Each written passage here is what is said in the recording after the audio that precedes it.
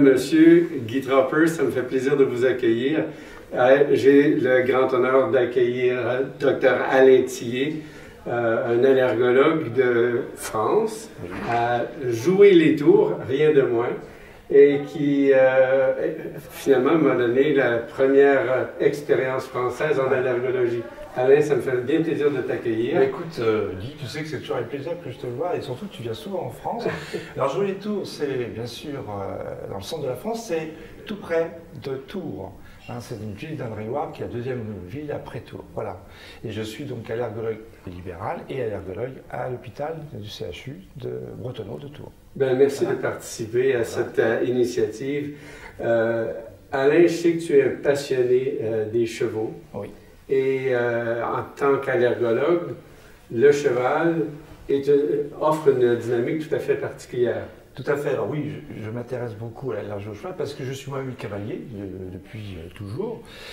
Et c'est vrai que j'attire pas mal de gens du monde du cheval. Et c'est une allergie particulière parce qu'elle n'est pas aussi prévalente que ça. Ça représente peu de choses dans la population générale d'un pays. Toutefois, ça représente des gens, ces gens qui sont des cavaliers, sont des professionnels ou des passionnés. Et ce n'est pas des gens à qui on peut dire simplement il suffit d'arrêter de monter à cheval, monsieur, et tout ira bien, il suffit d'arrêter d'aller voir votre cheval, madame, et tout va rentrer dans l'ordre. Évidemment, mais ces gens-là ne vous suivront pas. Donc si vous leur donnez ce genre de conseils, ça ne marchera pas. Donc ce qu'il faut, c'est prendre en charge ces gens. Et il est vrai que l'immunothérapie allergénique, ce qu'on appelle comme ça maintenant, hein, ce qu'on appelait dans le temps la vaccination allergénique et encore plus avant la désensibilisation, existe actuellement, elle se fait depuis toujours, le mieux par voie injectable, et c'est vrai que c'est une désensibilisation qui a une certaine mauvaise réputation parce que autant les extraits allergéniques n'étaient pas très bons, très purs, très bien standardisés, c'était très réactogène, c'était des réactions qui pouvaient être sévères. Et donc, c'est aussi le fait que ces gens étaient atteints de façon sévère et il fallait être très prudent pour la désensibilisation. Donc, si je comprends bien, l'allergène de cheval est tout à fait particulier, amène un certain élément de danger qu'on perçoit davantage pour le cheval que pour le chat, par exemple, ou pour d'autres allergènes. Alors, je pense que oui, c'est un allergène qui est bien aussi, à mon sens, aussi puissant que le chat, par exemple. Hein. Donc, c'est médié par une certaine protéine qui s'appelle les lipocalines. Ce qui est particulier donc, dans la prise en charge, il faut prendre en charge le patient allergique au cheval, doit pratiquer l'éviction des allergènes du cheval autant que faire se peut, comme le fait l'allergique aux acariens. Qu'est-ce que vous dites à un allergique aux acariens? Faites le ménage chez vous, passez l'aspirateur sur le matelas, prenez des oreillers synthétiques que vous passez souvent à la machine. Et bien pour le cavalier, allergique, c'est exactement la même chose. C'est-à-dire qu'on va lui demander, par exemple, de ne pas faire le pansage de son cheval dans le box ou dans la stalle. Il fera ça en salle de pansage, idéalement, quand on a abrité, mais à l'air libre.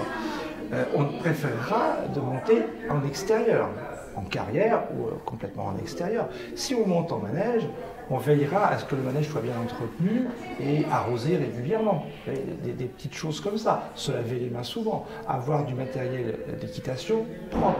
Ne pas faire rentrer ses habits de cavalier dans la maison, on doit se déshabiller avant, faire une sorte de sas, par exemple passer par le garage, enfin, des choses simples, mais qu'il faut faire, parce que si on veut vraiment bien aider ces patients, il faut qu'ils fassent aussi une éviction qui diminue le taux d'allergènes avec lesquels ils sont en contact. Alors jusqu'alors en France, on va prendre l'exemple de la France, on avait des extraits allergéniques cheval, mais qui vont être supprimés par les autorités de santé françaises à la fin de l'année. Donc ça sera terminé. Donc jusqu'alors, on faisait une prise en charge, comme je viens de le dire, c'est-à-dire aussi bien l'éviction, le traitement médicamenteux nécessaire s'il y a de l'asthme, etc., ou s'il y a de la rhinite, et la désensibilisation. Et je peux vous dire que mon expérience, donc ça n'a pas valeur d'étude, parce qu'il n'y a pas assez grand nombre, mais de mon expérience, c'est tout à fait jouable et il y a des gens qui continuent actuellement à monter à cheval, à entraîner leurs chevaux de course, à être jockeys, à continuer à faire des courses d'obstacles, etc., tout en étant allergique au cheval, mais traités comme il le faut. Très bien, très bien. Ça nous amène un des patients qu'on avait vu, que tu m'avais donné l'occasion de rencontrer avec toi, était une demoiselle allergique au chat. Oui. Et cette dernière, alors qu'elle quittait le milieu familial, où il y avait un chat, où elle avait, somme toute, établi une certaine tolérance, lorsqu'elle est partie sur Paris pour étudier, le retour à la maison était difficile. Voilà. Alors, ça pose la question des limites de l'éviction. Quand on conseille à des gens de se débarrasser de leur animal, c'est quand même une décision thérapeutique qui n'est pas sans ses propres conséquences. Alors, pour ce qu'on connaît du chat, particulièrement le chat, il est vrai que tu relates cette histoire, mais que je vois tous les jours.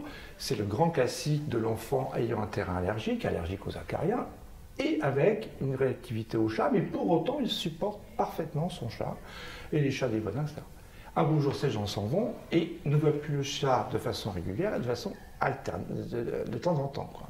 Et là, à ce moment-là, ils développent une allergie à leur propre chat, qu'ils se toléraient parfaitement bien. Donc là, il y a des études qui tendent à montrer qu'il y aurait un effet protecteur du chat en continu, avec une dose allergène aussi pas trop élevée, c'est-à-dire qu'il faut quand même là aussi raison de garder, pas de chat dans la chambre, faire le ménage dans la maison, etc. Alors que chez un sujet qui a une tendance allergique comme ça, réactivité au chat, s'il ne voit plus de chat, à ce moment-là, devient allergique au chat. Donc ça pose évidemment une grande responsabilité pour l'allergologue. Il ne faut surtout pas, enfin moi pour mon sens, à mon sens, moi je dis toujours aux gens, vous avez un chat, vous avez un test positif au chat, mais vous tolérez vos chats, on garde le chat. Effectivement. On ne lâche pas le chat. Et dans quelle mesure la disponibilité de l'immunothérapie de façon générale, ou l'immunothérapie par voie sublinguale, même pour le chat, Oui. peut nous aider comme gens œuvrant en allergie à aider ces gens-là? Tout à fait. Alors voilà, là c'est tout à fait possible. Toujours pareil, la même chose. Éviction, on diminue le taux d'allergène, on garde le chat. Avec une hygiène. Une hygiène de vie, comme on l'a dit tout à l'heure. Les médicaments qu'il faut pour diminuer le syndrome inflammatoire, parce que ça faut bien, mais tu le sais aussi bien que moi, maîtriser avant tout le syndrome inflammatoire avant de mettre en place une immunothérapie spécifique et faire une immunothérapie injectable ou sublingual. Alors sublingual, il faut mettre de bonnes doses, il y a toujours voilà, il faut savoir monter assez haut, et d'une manière générale, là aussi, mais quelques études, c'est vrai, autant pour le cheval, on a peu d'études en double aveugle, etc., on n'a que des études à type d'essai pour voir de faisabilité, autant pour le chat, on a quand même déjà quelques études qui montrent une efficacité. Qu'on remarque en clinique également. Et qu'on remarque parfaitement en clinique. Voilà, c'est ça. Là aussi, il y a eu un temps, l'allergologue disait je ne désensibilise pas au chat, il suffit de se débarrasser du chat. C'est beaucoup plus compliqué que ça, parce que effectivement, quelqu'un allergique au chat, on lui dit débarrassez-vous de votre chat, tout va bien. Le problème, c'est que si on prend un enfant qui va à l'école, d'abord on sait que l'allergène du chat, c'est un des allergènes les plus présents dans les lieux publics, et particulièrement les classes d'école. Absolument. Donc, ça veut dire quoi? Alors c'est-à-dire que le gamin, il va continuer, lui, régulièrement, il va aller à l'école à être exposé. Et donc, c'est pour ça que moi, quand j'ai des gens qui sont réactifs au chat, par exemple acariens et chats, il est évident qu'il faut faire une désensibilisation aux deux allergènes. Effectivement. Alain, je t'emmène sur le sujet de la désensibilisation orale, mais de façon spécifique pour le syndrome allergique oral. Tu m'avais déjà parlé des patients qui sont, par exemple, et qui est très fréquent, allergiques au bouleau, au laine de bouleau, et qui font des réactions avec ce qu'on appelle les fruits de la famille des prunoïdés, dont le chef de file est la pomme, poire, abricot, pêche, etc. Et il est évident que moi j'avais entendu parler des Italiens qui avaient fait quelques études comme ça, montrant l'intérêt de faire une immunothérapie allergénique sublinguale, native, c'est-à-dire avec de la pomme. Et donc, comme il n'y a aucun danger avec ce type d'allergie, puisque c'est une allergie, comme tu le sais, c'est la PR10, qui est une protéine très fragile et qui dès qu'elle est passée dans la salive, elle se détruit, ou elle change de forme, elle n'est plus allergénique. Donc on n'a que des réactions locales. Mais c'est très gênant quand même de pouvoir manger, à croquer la pomme comme ça.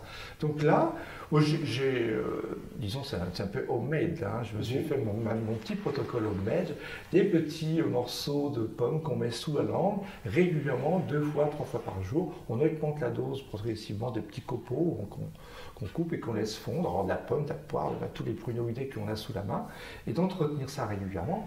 Et là, avec étonnement, parce que moi je vais faire, et ça fonctionne très bien. Parce que la désensibilisation au pollen de bouleau, parfois apporte la protection aussi pour les prunoïdés, mais ce n'est pas toujours. Oui. Il faut quand même souligner pour les gens qui nous écoutent que ce genre de protocole-là, c'est à faire strictement sous supervision médicale. Ah, tout à fait. Oui, il ne faut pas faire ça comme ça. Il faut vraiment d'abord authentifier l'allergie. Absolument. Savoir s'il n'y a pas une allergie à une autre protéine, et tu sais très bien l'importance de la LTP. Oui. Là, il ne faudrait pas penser. Là, on pourrait mettre en danger le patient. Donc, ça demande avant tout un diagnostic d'un praticien allergologue averti. Merci. Maintenant, où vois-tu l'immunothérapie se développer en Europe et à travers le monde, alors qu'on voit l'immunothérapie sublinguale sous forme de tablette remplacer des grands pas, mais peut-être pas complètement l'immunothérapie sous forme d'extrait qui nous reste toujours. C'est tout le grand problème actuel de l'allergologie, de l'évolution de l'allergologie et des progrès qu'on fait. Effectivement, les laboratoires sortent des sensibilisations sublinguales avec des comprimés. C'est formidable, c'est pratique, c'est facile. Les études sont très bonnes, avec des bons résultats. Donc on a déjà pour les graminées, on aura bientôt les acariens, on aura bientôt le chat, etc. Par contre, on revient aux histoires cheval. Certes, ce sont des allergies relativement rares si on prend sur la population générale, mais ce sont aussi des allergies de professionnels. Et donc, moi, pour la France, je suis inquiet de ça parce que actuellement, bien sûr, les laboratoires ne peuvent pas courir plusieurs lièvres à la fois. Ils dépensent beaucoup d'argent pour des grandes études pour montrer l'intérêt, l'efficacité de leurs comprimés sublinguaux. Mais il faudrait aussi, je sais pas, il faudrait faire une sorte de bourse pour la recherche fondamentale immunologique sur des allergènes comme ça, qui sont certes pas très fréquents, mais très intéressants, très critiques pour les patients. Et donc là, vraiment, il y a quelque chose à faire. Et en plus, de toute façon, ça apporterait pour les autres, mais vous savez que donc, les autorités de santé ne réagissent pas comme ça. Eux, ils veulent des grandes études avec plein de patients en double aveugle. La dynamique des allergènes orphelins. Oui, ben voilà, mais là, il faudrait aussi peut-être prévoir quelque chose pour les allergies rares, parce qu'à ce moment-là, on va finir avec des gens bien sensibilisés, mais certains qui ne pourront pas exercer leur profession ou leur passion. C'est quand même un peu dommage. Docteur Thier, je veux vous exprimer ma gratitude. Merci beaucoup. Mais tu sais que c'est toujours un plaisir de causer avec toi. Madame, monsieur, j'espère que vous avez apprécié. Si vous voulez nous l'indiquer, simplement cliquez pour témoigner de votre appréciation. Et puis, on se revoit bientôt. Bonjour.